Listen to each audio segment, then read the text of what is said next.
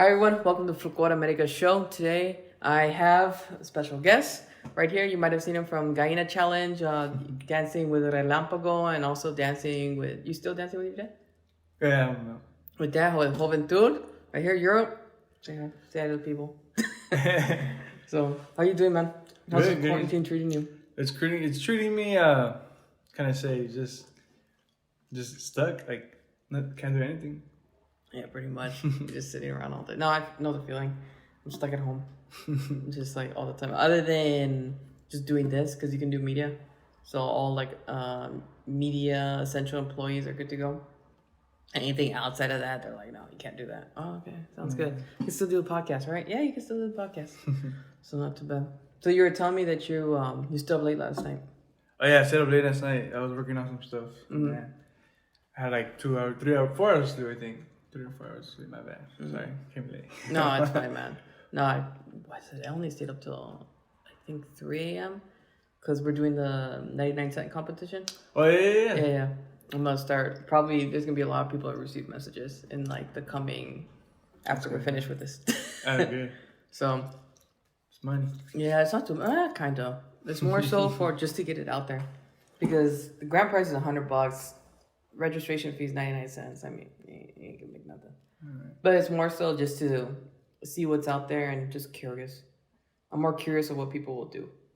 Yeah, I think it would be a great way for like, see like the younger kids to do something like they're right. Is that kind of sort? Oh, what's your goal? No, I'm just curious, man. It really is. I want to see who's gonna sign up. Like, I'm gonna reach out to almost everybody. The 3 songs that I picked. What is it? My group dance is one of them, so they know it. They know the way I dance it. So there's an advantage there. The Gavilancillo is practically the same as BFLA's. Because I learned it there with Carelli when I was there in the beginning of like the months. So it's practically the same, but it's not the same. I tweaked a few steps. I was like, this makes more sense here. For me, this makes more sense here. So they'll have advantage. And Gavilan, a lot of people dance Gavilan. Yeah. A lot of people dance Gavilan. So all 3 of them have like this kind of like, each person has an advantage. Because everybody teaches Gavilan. Everybody teaches Gavilan. So it's like a good variety. Yeah. So the way I have it is no costumes. So, but you can, no traditional folklorico costumes, but you can do whatever you want. Like, if you want to dress like the way you're dressed right now, as long as you can see your feet, wear some clothes, or you can like, dress up in some random thing. The only thing that matters is that you can see your feet. So girls don't like skirt work and stuff like that because it covers, and you're just basing it on sound. And depending on the type of phone they have. That's true. So not everybody has like a video camera set up. But yeah, man, I just got my camera too. It's just the new phone. I had like a 6 and the camera, and there's no storage. So I was like, whatever. So what do you have now? It's the iPhone 11. Oh shoot, okay. Yeah, no, that's good. What is it? 4K video and 24, 30 frames per second. I think so. Yeah, I skipped like 3 or 4 generations. Like I don't even know. Yeah. Well, you went to the best one, like the new one that's coming out. It's basically a carbon copy of the 8.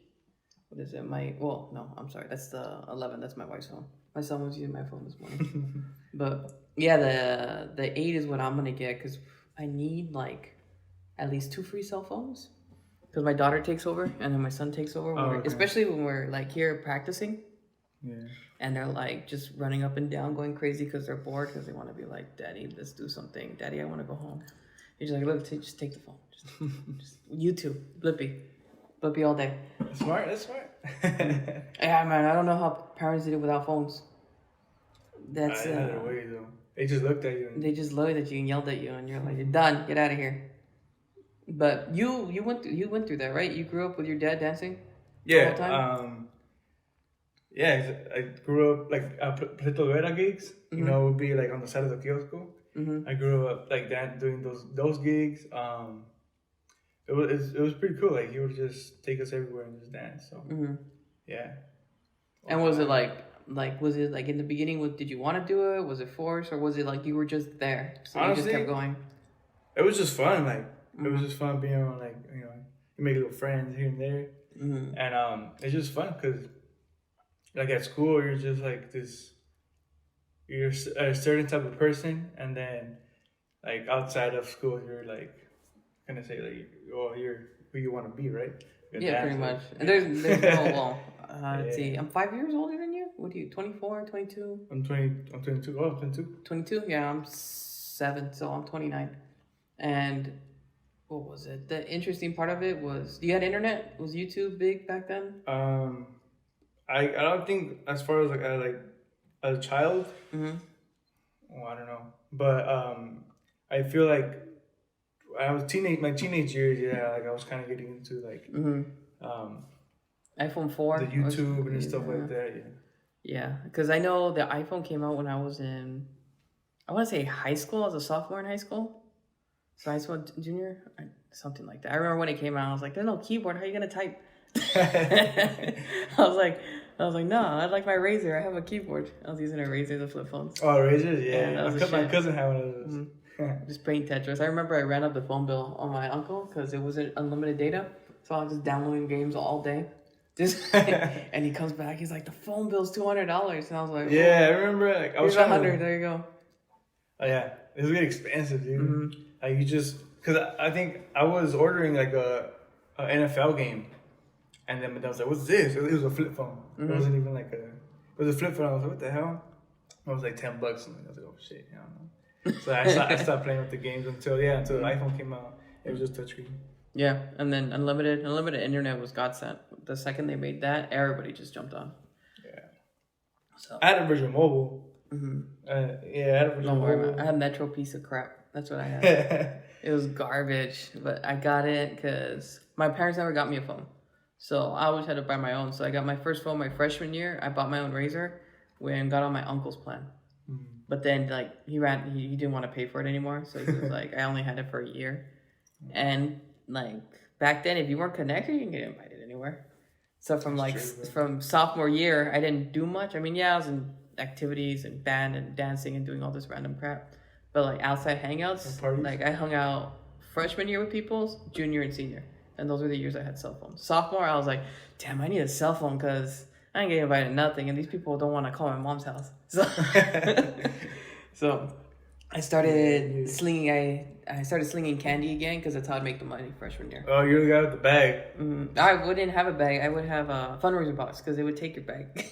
Oh, that's smart. So I would say I was fundraising for Folklor, and if they didn't believe me, I would show them, a little cell phone video of me dancing, like a little crappy 3 megapixel. No. I'm like, no, this is me, and then a picture of like me and my friends and stuff like that from Folklor. And they're like, oh, you're into that? I'm like, yeah, this I make money to pay tuition, costumes, and all that stuff. And they're like, oh, okay. So security never messed with me. Oh, that's cool. Nah, but honestly, I was paying my cell phone bill and, going out with my friends and eating. Going to GameWorks, spending $20 on a 4-hour card. The candy plug. Mm-hmm. Damn, sick. So, yeah, it went all the way till, I think my senior year. I was selling when Monsters became popular. Yeah, Monsters in your... I would just carry a cooler and carry 10 of them. My bag didn't have books. No books. Oh, it was just like, it was How big was that cooler, dude? Like this, man. It was small. I still have it. It's in my, I think in my garage.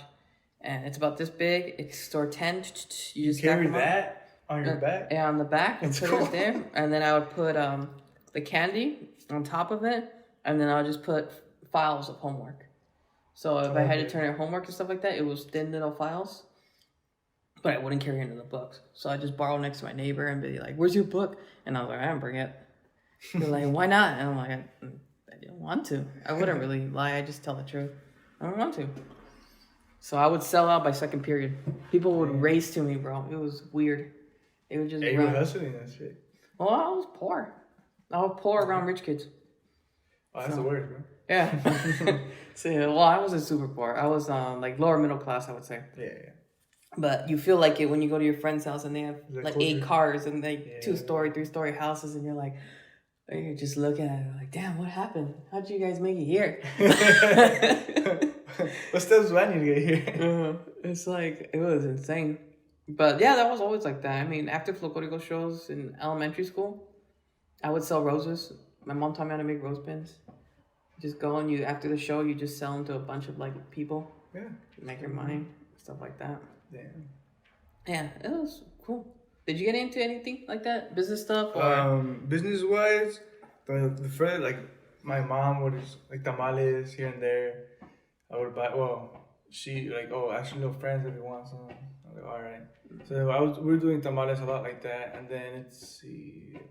I think that's about it. I mean, just performing. What else? I'm trying to remember. My bad. No, it's fine, man. The tamales were a good thing, and then yeah, I think that's just it. Like my mom's just all my life, grew up doing tamales and then selling them. Our neighbor, Concha, she I think she does that for work too. She sells tamales, so we were like two flavors if you want. You want to come through next time? Yeah, but I mean, as far as business goes, like yeah, that's too. And it sucks though, just because like by your friends how you say like you see them with like this nice stuff and you're like oh shit like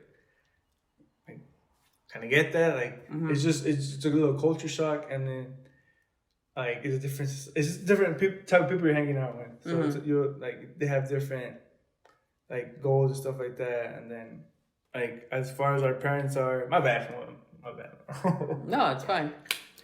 My bad. No, but I get you because it's what is it? There was a lot of things that I didn't know and that I was ashamed of. Not so much being like, them being more wealthy than me. It was more so on the side of I didn't know that they were all going to tutors. You get me? Because it was an all Asian school that I went to. There's like almost no Mexicans. So there were Mexicans? There's almost no Mexicans. It was all Asians. It was just I think 90% Asian, my schools. And that's how my mom picked the school. She just put me in the most Asian school possible. And you go through it and they're going to tutoring, they're going to after school programs, they're constantly going to music classes, different educational purposes. I thought they were just talented. And the way they talk is kind of like, if you go to, I don't know, Linwood or somewhere over there, it's more of like an alpha, like aggressive type, more, I don't know, like physical. And theirs was more mental, where if you would get a B, they would look like, are you stupid? Like you got a second grader telling you you're stupid when you're both in second grade. You're like, no. And then you're just looking at it like, God, it's like, I did well, right? So. It was competitive. Yeah. It was competitive and it would raise the bar, but I would study only an hour. And I'll be like, you know what? I'm just going to study for an hour. I'm going to do this. I'm pretty sure this is what they're doing. I didn't know they're studying for. And that I didn't figure that out till I want to say I was a junior in high school. Because I was playing StarCraft with one of my buddies at his house. And he's like, okay, I got to go to tutoring. I got to go. I'm like, tutoring? He's like, yeah. I'm like, you go to tutoring? Why do you go to tutoring? You're smart. And he's like, yeah, I've always gone to... And I used to compete with him on calculus tests. Damn. I didn't know. I didn't know that he was going to tutoring. So I'm like, so all your 100 and 105% is because you went to tutoring? He's like, yeah. And I'm like, son of a bitch. Because we would compete for like $5 or $1. Like, I thought he was just doing it on his hard work. I thought he was just naturally smart. I thought people were just naturally smart and that's it. And then if you got any extra help or any supplements or support, you're stupid, so you should stay away from it. Like this big stigma that I had about it. Yeah. I was wrong. I was completely freaking wrong. I should have just like dove into it, but I didn't get it. Now I'll ask anybody. I'll ask people, how do you do this? What do you do this? Yeah. How are you doing this? Watch a bunch of YouTube videos. And then people are like, damn, you're smart. You know what to do? I'm like, bro, I just watched a YouTube video. Relax. Yeah. I sat there and this is what I did. But yeah, that was a crazy part. And what was it? I think the last time I talked to you was your last day at Premiere. Oh, Premiere, but yeah. That was a good day. Yeah, man, you were still doing the news shoot. You were just right there. I just remember you just did out. I was just like, oh man. And then your girl comes up to you and she's like, you know, we got to do the news in like 5 hours, right? And you're like, yeah, I'm just gonna lay here and rest. Yeah, that day, my homie got pulled up, taken away in a cop car. Oh, damn! I woke up, I was like, what? Like, I think I slept like around 1 or 2, and then we were gonna go with the boss. So as I was like coming out of the restaurant, I just see this fool smiling like from the cop car, like. I was like, what? Anyway, that's another story. But yeah, I was wasted, dude. We went to the news thing. I think it was at the Fonda. Yeah, I was at the Fonda. I was just cool, like, and for the shoes green, I had to stay like 10 million seconds like this. I was like, I couldn't handle it, bro. Yeah, just pretty props. Just like, we're almost done. Yeah. We're almost done. Yeah, TV is... It was fun. TV is one of those things where... Yeah. I don't like it. I don't like doing TV. I don't like being up early. I don't like doing that. I'd rather do this. Like, you just throw up a camera on, put up a mic, and you're good to go. Too easy. Too easy. And then, how was it having three brothers at Folklor? Like, you had like a community around you. How did that support you? How like that change you? I feel like I grown up with it, and it's just become like, you know, like second nature or whatever. Like, I think that's how everybody grows up, and it's not in reality. But yeah, like, so when I moved out for a year. Like, I'm used to coming home to these fools, and my mom and dad and my little sister. And then when I moved out, I kind of felt that, like, oh damn, like I'm just like, you know, in my room, like alone and stuff like that. So anyways, when I came back, it kind of helped me a lot because my, like, all the folklorico stuff is always out, and like my dad is always playing, like, you know, his Huastecas, or like you hear him in the restroom, like, you know, Facebook videos and shit. My bad. But yeah, I feel like to do what you want to do, like, you have to surround yourself around talent and around what you want to do. So I feel like it's a big plus for me, because like I've had love to dance, and like that's what I want to do. Yeah, because it's completely opposite on my end.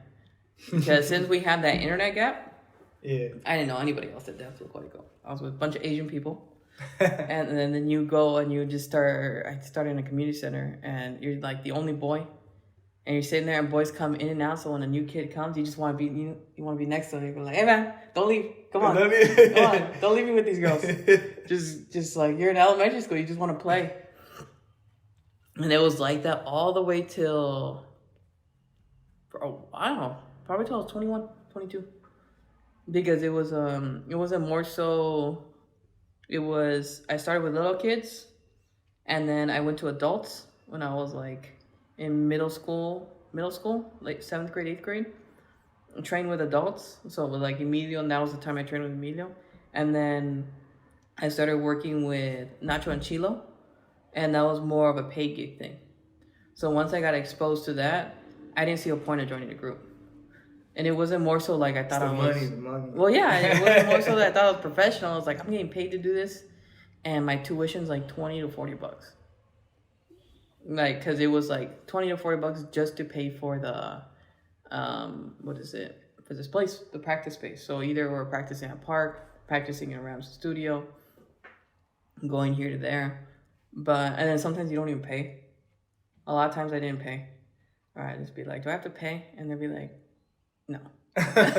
And I'll be like, thank you, because I don't want to pay. I wasn't going to pay either. And yeah, that's pretty much, like, I hopped around.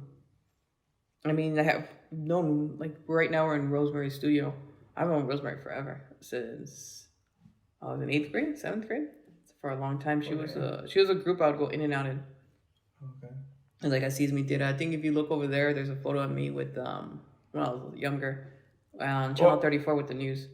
I seen that video you posted the other day about, I think you were dancing tranchete. I was like, damn, what? You're... Oh, the one when I was all skinny? Yeah, bro. Yeah. That's with Cristo. You know Cristo, right? Christian? He danced with BFLA? Baptista? Oh, I think, yeah. That's him. That's him when he was younger. I think he was in high school or middle school. High school? We're young. We were young when we did that show. And yeah, that was a long time ago. So, but yeah, pretty much that's it. And then it was kind of, I didn't realize, you can hang out and have fun with people doing this thing. Because it was always show up, do your best, and then, I didn't talk to anybody. I just look at people. I'm like, dude, why are you like talking in class? You suck. Like, that was my mentality. It's like, you don't know the steps yet. Like, and I'm watching you, and you suck. And it's would you tell him that though? Like, no, I wouldn't tell him that. I just wouldn't talk. I would focus, learn the choreographies, do my thing, and then I wouldn't hang out afterwards. It was kind of like when they would talk, I couldn't relate. It was a weird. They're at a different level. Put it that way. No, it was like. Oh, you were at a different level where like it wasn't my age either. So. Oh, there you go. And they all spoke Spanish, and you're just like you're dealing with adults. There's some people, and they're like, "Why don't you talk, man?"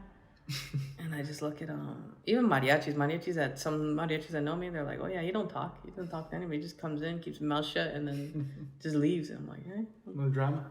Not even drama. It's just like, bro, like he doesn't even say hi to everybody. Oh, that's a big one because I didn't know Asian people. You don't need to say hi to everybody. You just get in, do your thing. That is true.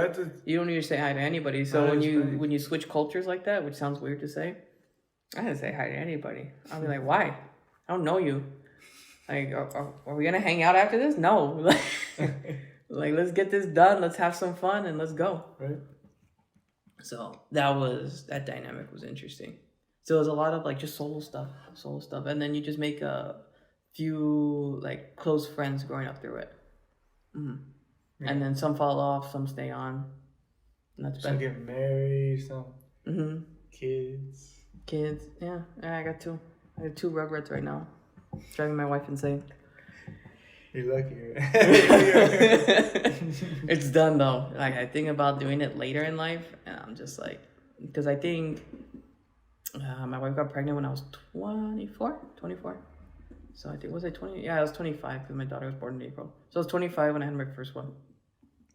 And just going through it, and I just see like a dad that's 37 years old. You're just like, bro, I don't know how you have the energy. I can't do it. You can't. You're just like, ugh. But I'm sure money helps. You get me? By then they're more established. They have the career. So it's like this weird balance game that you got to figure out that sweet spot, and you got to hope everything pans out within that sweet spot. Because if it doesn't, then it's like you're having it too late, but you have your money straight, or you just have it too early, and then you can't do the things you want to do. Los caminos de la vida. Welcome to Los Caminos de la Vida. Yeah, it's crazy. Damn. So, like, what do you envision, like, with your projects and everything you're doing right now? So right now, like I'm working on some folk tap thing that like I got going on. Let's see where it leads to. So like just the fun part of it is like creating music, melody, and then just working with like my musician friends with like the experts. So I kind of just like GarageBand, just pump up, do a little song here and there, record something, and I mean right now so far we're in the process of it. So there's like a few projects I had to do for like the big one, but I mean as far as my new projects, like the jazz folk order, I don't have a name for it. I don't know what I'm doing, but I'm pretty sure it's gonna tap in it. Folk tap. We're gonna say, it's definitely gonna lead to Chicanos, like first generation Chicanos, in modern day society and stuff like that. That's what I want. That's the message. One of the messages that I want to do.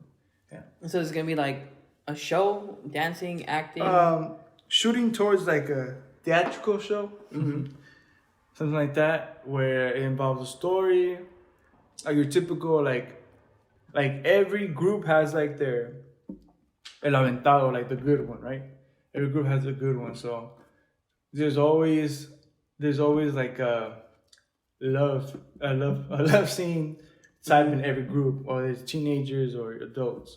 So just I feel like capturing a folklorico's person's like adventure or whatever like trip through that is important, just because like you have like the black movement. What can I say? Black Panthers, yeah. You have let me start over because I don't want to be down. I mean, you have all these movements, right? And all these like other cultures like coming up, bringing themselves up, and like I feel like Raza's always hating on each other, especially in the folk community somehow. Like all these comments, Facebook. Really, the drama on Facebook. Yeah, you gotta pay attention to that, man. You just gotta. I know. Yeah. But sometimes we're just like, damn, like se pasan, right? But I mean, it is what it is. Like, you know. What we're talking about Your projects, like you're gonna basically what it sounds like you're gonna make not a musical but a musical with folklorico. Yeah. And then surrounded around your experiences of being in groups and different dynamics of groups and groups interacting with other groups. Yeah. So just like the journey, like, you know, there's always like that crazy gig or that crazy like night after the gig, you know. Like those are like, it's really a really good way of starting it. And with this first project I'm doing, it's actually going to be kind of that, but just something quick, like a 2 to 3 minute video. And we're going to do like downtown LA. And so hopefully after this quarantine, we could start filming and practicing for that. But yeah, that's right now what I have. I mean, you can do it. Yeah. You're writing out scripts for it, or how you approaching it? So definitely, honestly, I fell in love with with like music, with musicals, and I was like, damn, taking the musicals and then taking you have Cine Mexicano, like all those Cantinflas, all those like the Décimas with like Jorge Negrete and like all the other Mexican, like, was it Pedro Infante? Oh, those are my favorite ones. The Yeah. folkloricos in those, or the Spanish Right? in those, when you just put sound over the main star and they're just like kind of waddling. Yeah. So like it's all like all those old fashioned tap duet scenes, like just bringing that all together, since like jazz is you know, American thing. I feel like that could meet the Cine Mexicano, the duet tap, folklorico, like that. Those three could all meet as one, and it could be seen as, you know, today's society, today's Chicano society and stuff. So that's what. No, it makes sense. I mean, my wife was talking about I think it was my wife. Yeah, I'm pretty sure. Sorry, memory goes away sometimes. Was talking about redoing those scenes from famous cinema movies. Because it's so like it's so simple. It could be simple as this room, and they make I don't know, they make the room alive or something like that. I mean, cheesy, but it would be easy because it would just like you would just extract the audio, and then you would pretend to impersonate the actors, and then the only thing was when they would dance, you put your real zapateado over that. And reimagine the scene in color with real folklorico, and on top of like the acting or whatever you would do, either voiceover or just redoing the words. Yeah, because I get the sound around it too. I've experienced something a little bit with filming when I did a video at the beach, and it's like, damn, all these things you have to do for like a good sound. But yeah, I mean, it's worth it. It's worth it. Yeah. But you said something right now. We're talking about. What were we just talking about? My bad. I don't remember. I guess let's see, we're talking about the cinema. Redoing the cinema voiceovers, and then back from that, the musical. And yeah, I don't know. That's it. All right. I forgot what I was gonna say. My bad. Go. No, I'm so tired. It's all been long nights. Yeah, but you're right about it, because I mean the idea the idea you're talking about hasn't come across for me. I don't want to do the work. Like, I thought about it. Right? Yeah. But, I mean, someone's got to do it. Yeah. It's like, you know, there's going to be a fool out there going to be like, yeah, man, I thought of that too. Shoot. Yeah. Bro, I should have done it. Like, bro, you never were. You never were. Because, you know, you don't know how much work that goes into just producing 1, 2, 3 minute skit. Yeah. Like, people are like, yeah, man. Like, I know a lot of, like, people talk about stand-up comedians, and they think they can rant on for, like, 5 minutes. It's like, no, bro, that's 5 minutes of death. Just 5 minutes of speaking, controlled speaking, and knowing exactly what you're gonna say 100% of the time. I feel like the whole the way I see it is just it's fun for me. Something like I always thought like you say, like shoulda, woulda, coulda. So I just did it. I was like, all right, let's see how this plays out. Like I've been getting tips here and there from like my musician friends. Like during gigs, during my breaks. So I kind of take their knowledge and just soak it up and like try to remember it. Like, all right. You're talking about writing music or playing your vihuela? Oh, playing vihuela. This leads to like playing, learning how to play the violin, piano, and then little by little, like learning music theory, which I should have learned because I took in a class already. But that's high school. No, I that's mean, high school. You went to LAUSD or where'd you go to? Oh, so I went to La Mirada in Norwalk High School, and then I went to LAU. I think LAUSD has lots of They didn't teach you music theory in elementary school or middle school? Elementary school, nah, they didn't. Yeah, because I know they indoctrinated that. Like from first grade all the way to fifth grade, you learn music and you learn how to read music. You learn how to, at least the school I went to, you learn how to read music. You learn how to listen.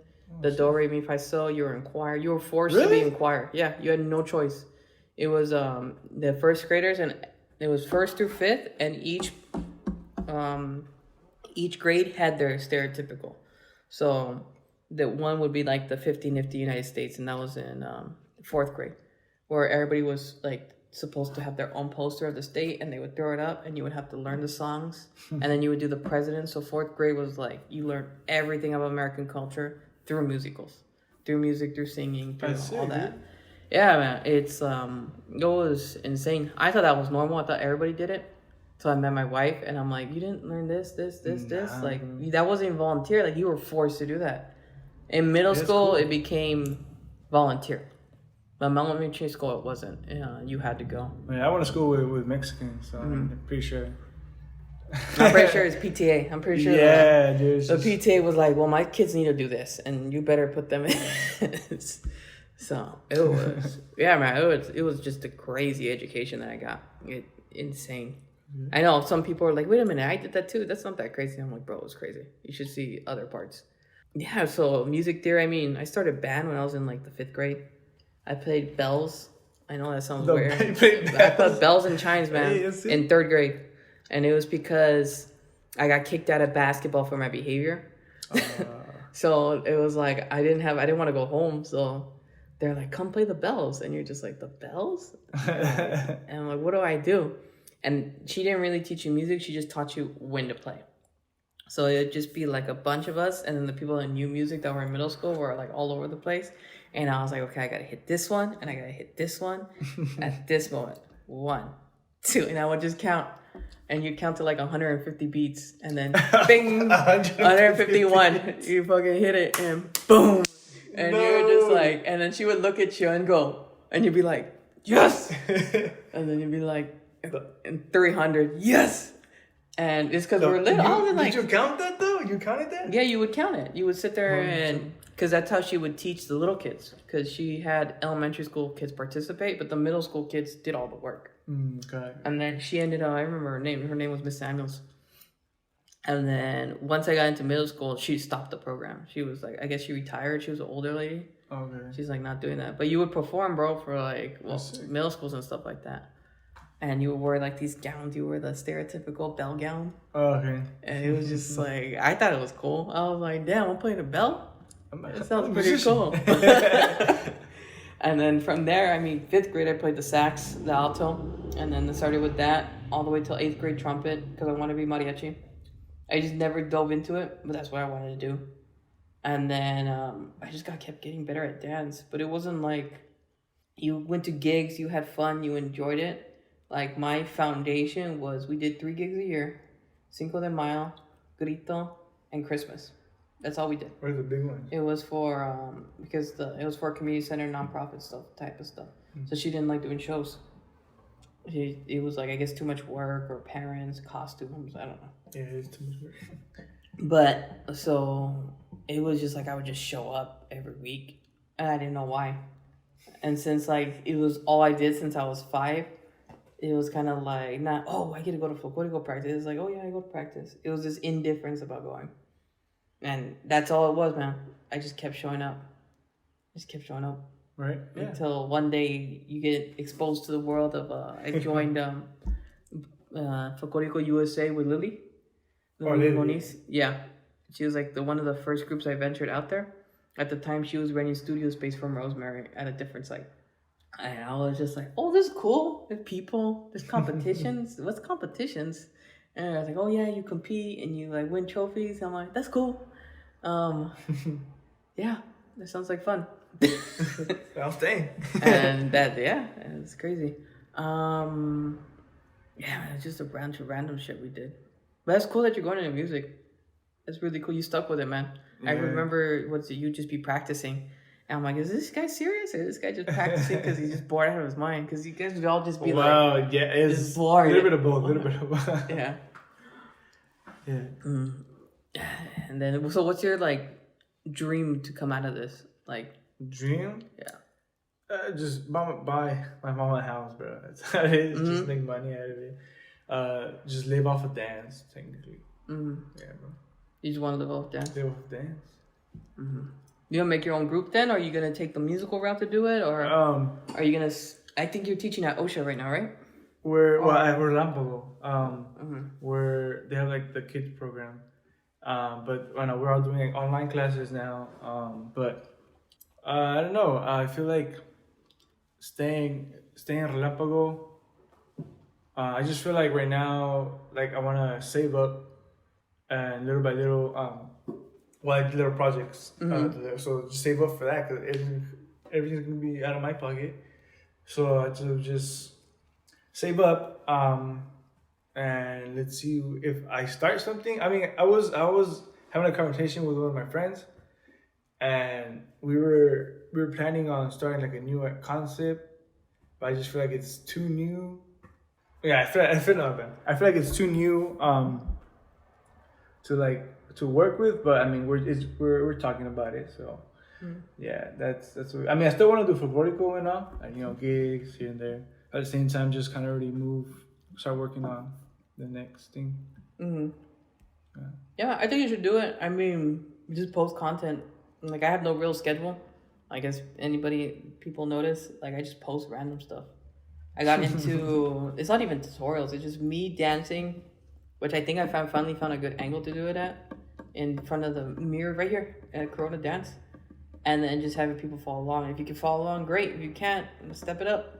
I mean, because the breakdown of it takes so much time. I don't got that much time. I got like 3 minutes before my kids start my wife. And they, like, this lens is brand new, bro. My daughter broke the other one. Really? Yeah. I got like it's good. It's probably good for podcasting, and like it needs to have a stabilizer, but it's not the best lens. Found it yesterday for $100. I was driving all the way down to Long Beach. Damn. And just like shh. And then the mic I actually got yesterday too, and then that cost me like $70. So where that? Facebook Marketplace, man. Facebook Marketplace. Yeah, that thing's legit, man. 100%. Okay. But anything else you have coming up, going on soon? You want to let the people know about? Well, I just think the project I'm working on, it's always about, like I was told, it's always about like it's bigger than like, what is it? My bad, bro. My bad. Like bigger than it's something huge that you're doing. It's a lot to take on. No, right? Yeah. But it's not.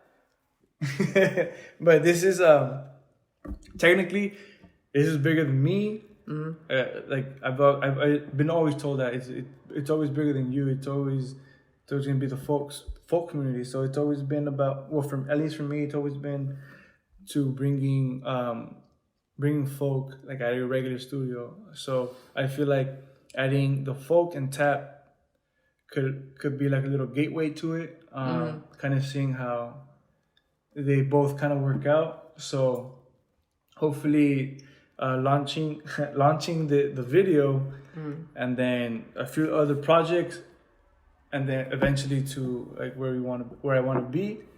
I feel like after all that, I feel like accomplishing that. After all that, I do feel. My bad, dude. No, you're fine, man. You're getting way too nerdy. We're just having a conversation. I know, dude. I'm getting too into it right now, too. No, it's a passion project of yours. It's your is, baby dude. right now. So that's the thing about it. It's my little baby right now. I'm like this. I'm going to musicians right now.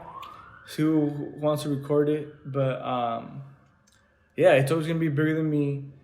I just want to be that step for another person. You know, hopefully the next gen comes up with like, you know, something way better, and then but still representing folk or Mexican folk or stylized traditional whatever it is, you know. But yeah, it's always been about just taking folklorico higher, putting it in studios where it's like your regular Monday through Saturday, you know, classes and stuff like that. So yeah, That's good, man. All right. Let's see. Thanks for watching, everybody. Hope you got a lot of stuff out of it. People follow you on Instagram, Facebook. Instagram. Zapateando Duro. Zapateando Duro. You got a YouTube channel yet, or I do not. But we're gonna make a YouTube channel after this right now. So I'll post all the links down below so you can, you know, follow people, see what they're doing, see the projects going on. All right, guys. Thank you very much, and I'll see you guys next time.